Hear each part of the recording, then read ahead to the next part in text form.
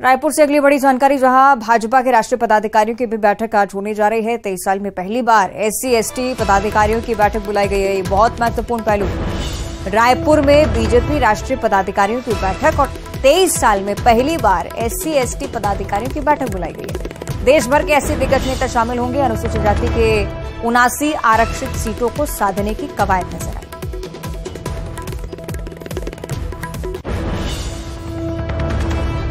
अनुसूचित जाति की 79 आरक्षित सीटों को साधने की कवायद रायपुर बीजेपी की तरफ से, छत्तीसगढ़ बीजेपी की तरफ से राष्ट्रीय पदाधिकारी भी इस बैठक में शामिल हो रहे हैं। कई बड़े नेता बीजेपी की तरफ से इस बैठक का हिस्सा रह सकते हैं। आगामी चुनाव के मद्देनजर भी बहुत महत्वपूर्ण, क्योंकि SC/ST वर्गों को साधना बीजेपी की रणनीति का हमेशा से बड़ा हिस्सा। 23 साल में पहली बार बैठक बुलाना, यह भी महत्वपूर्ण पहलू है। भोपाल से अगली बड़ी खबर, जहां शिवराज कैबिनेट की आज एक बड़ी बैठक बुलाई गई है। कई अहम प्रस्तावों पर चर्चा होनी है। चर्चा के बाद कई प्रस्तावों पर मुहर लग सकती है। विकास पर्व पर भी जितने भी कार्यक्रम अभी तक हुए हैं, इसका फीडबैक भी मुख्यमंत्री लेंगे। शाम को विकास पर्व को लेकर समीक्षा बैठक बुलाई गई है। यानी कि सत्ता और संगठन दोनों स्तर पर आज महत्वपूर्ण बैठकें होनी है। पहली शिवराज कैबिनेट की बैठक, जिसमें जन हितैषी मुद्दों को लेकर प्रस्ताव रखे जा सकते हैं। कई बड़े फैसले, जन हितैषी फैसले सामने आ सकते हैं। और साथ ही साथ संगठन स्तर पर भी बैठक का सिलसिला आज जारी रहेगा। विकास पर्व की कुल मिलाकर समीक्षा। दुर्ग की बात करेंगे, जहां से एक और मुन्ना भाई पकड़ाया है। युवती की शिकायत पर मुन्ना भाई गिरफ्तार हुआ है। दूसरे के स्थान पर परीक्षा देते हुए पकड़ा गया इस युवक को। लखनऊ का रहने वाला आरोपी है। मेडिकल की परीक्षा देने के लिए आरोपी पहुंचा था, लेकिन फौरन पुलिस ने कार्रवाई की, आरोपी को गिरफ्तार किया।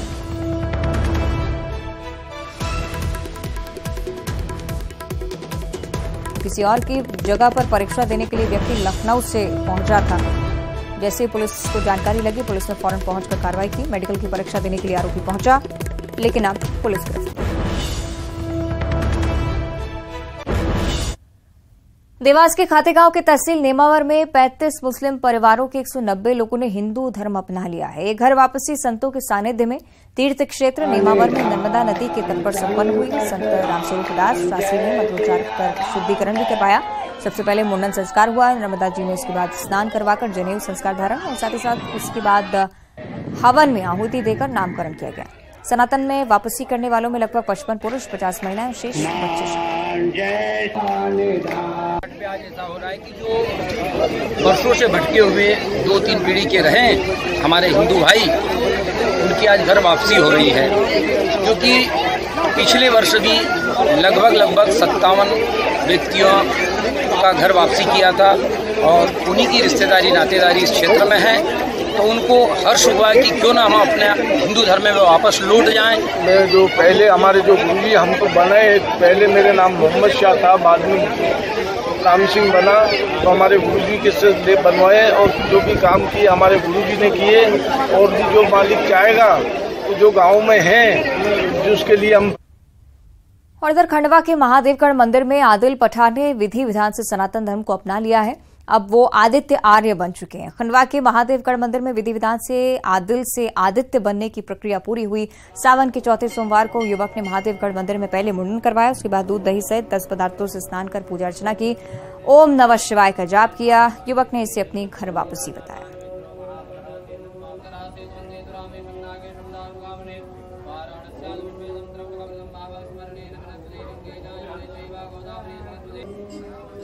ओम नमः शिवाय, ओम नमः शिवाय, ओम नमः शिवाय, ओम नमः शिवाय, ओम नमः शिवाय, ओम नमः शिवाय, ओम नमः शिवाय, ओम नमः शिवाय, ओम नमः शिवाय, ओम नमः शिवाय, ओम नमः शिवाय, ओम नमः शिवाय, ओम नमः शिवाय, ओम नमः शिवाय, ओम मतलब बचपन से बड़ा, छोटे से बड़ा कर दिया जाए, उसके बाद उसी जीव जंतु को छोटे से बड़ा करने के बाद उसी को काट के खाया जाए। तो ये सारी चीजें मुझे बचपन से जमती नहीं थी, जो कि मुझे अच्छा नहीं लगता था।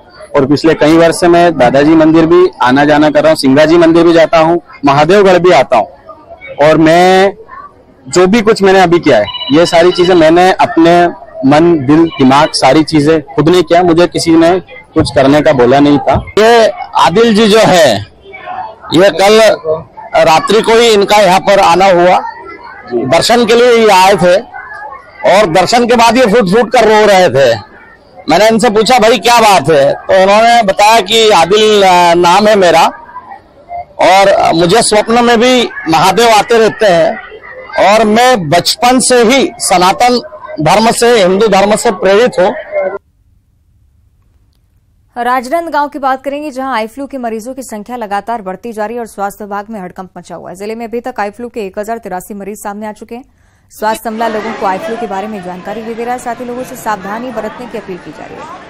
आई फ्लू के संक्रमित रोगी की आंखें लाल हो जाती हैं, आंखों में सूजन आती है, चुभन महसूस होती है। ये सभी लक्षण दिखाई देने पर नजदीकी स्वास्थ्य केंद्र जरूर जाएं, डॉक्टर से कंसल्ट जरूर करें। कंजक्टिवा जो है लाल हो जाता है, आंख से आंसू निकलती है और आंख में खुजली होती है। प्रिवेंशन के तौर पर यह है कि हम आंख को रगड़े मत, आंख को छुए मत, हाथ को जो साबुन से धो के छुए, रुमाल वगैरह को इस्तेमाल ना करें। और यदि किसी को भी ज़्यादा तकलीफ होती है, वैसे तो हमारे ज़िला में हमने 32 टीम बनाई हुई है और हर पीएचसी, हर सीएचसी पे जो है हमारे ऑप्थेल्मिक असिस्टेंट और मेडिकल ऑफिसर जो है अपनी सेवाएं दे रहे हैं। आगरमालवा के नलखेड़ी में भांग खाने से 35 लोग बीमार हो गए। 8 बच्चे और कुछ महिलाएं भी इसमें शामिल हैं। 15 लोगों की हालत खराब होने के बाद उन्हें नलखेड़ा के सिविल अस्पताल में भर्ती करवाया गया है। मौलियाखेड़ी गांव में शिव मंदिर से महादेव की सवारी निकली थी और इसी दौरान भांग वाला प्रसाद लोगों को दिया गया। इससे खाने के बाद लोग बीमार।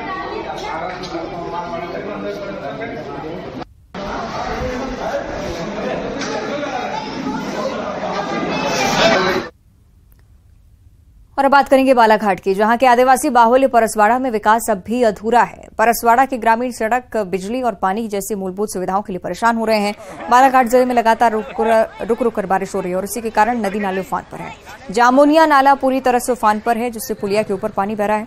नाला उफान पर होने के कारण ग्रामीण और स्कूली बच्चे जान जोखिम डालकर इसे पार कर रहे हैं। ग्रामीणों ने यहाँ पर एक बड़ा पुल बनाने की मांग की है। यहाँ पे जब भी बारिश होती है, हल्की हल्की बारिश भी होती है, तो ये खेतों की वजह से और किसानों ने आजू बाजू जो अतिक्रमण करके रखा है, पंचायत से बार बार निवेदन भी किया गया कि मनरेगा के अंतर्गत इसका कार्य करवाया जाए, लेकिन पंचायत ने भी आज दिनांक तक मनरेगा से कार्य नहीं करवाया। पीडब्ल्यूडी विभाग और बड़े नेताओं के द्वारा भी आज दिनांक तक इस पुल पर किसी प्रकार का कोई ध्यान नहीं दिया जा रहा है और उसकी वजह से आम जन को काफ़ी समस्याओं का, परेशानियों का सामना करना पड़ता है। स्कूली बच्चों को परेशानियों का सामना करना पड़ता है। अभी थोड़ी भी बारिश आई यहाँ तो ये इस वाले पुल में बहुत जल्दी बाढ़ आ जाती है। जिससे क्या है, सभी 5-7 गाँव के जो हैं नागरिक, इसको बहुत परेशानी होती है आने जाने में। सबसे ज़्यादा तकलीफ है बच्चों को। हाँ, बच्चों को भी, स्कूल वाले बच्चों को भी आज भी करीबन यहाँ 2 बजे से आवागमन रुका हुआ है।